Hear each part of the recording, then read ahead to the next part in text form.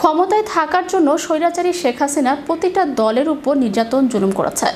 3 বারের প্রধানমন্ত্রী বেগম খালেদা জিয়াকে মিথ্যা মামলায় কারাগারে প্রেরণ করেছেন।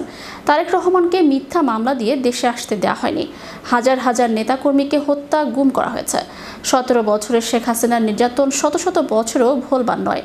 শনিবার বিকেলে সূর্যনগর স্কুল মাঠে মিজানপুর ইউনিয়ন বিএনপির বিশাল সমাবেশে এমন মন্তব্য করেছেন বিএনপির নির্বাহী কমিটির সদস্য ও রাজবাড়ী 1 আসনের সাবেক এমপি আলী নেওয়াজ মাহমুদ খৈয়ম।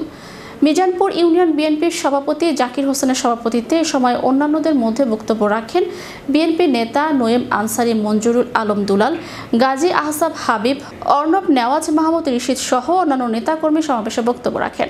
এর আগে স্লোগানে মিছিল নিয়ে বিএনপি ও অঙ্গ সংগঠনের হাজারো নেতাকর্মী সমাবেশে যোগ দেন। শেখ হাসিনা নির্যাতনের সকল জবাব দেবেন জনগণ ভোটের মাধ্যমে মন্তব্য করে প্রধান অতিথির বক্তব্যে আলী নেওয়াজ মাহমুদ খৈয়ম বলেন, আমরা আমাদের নেতা, আমাদের প্রতিনিধি নির্বাচন করতে পারি নাই। বারবার ভোটের নামে তামাশা করে বাংলাদেশে শেখ হাসিনা বারবার জোর করে ক্ষমতায় এসছেন।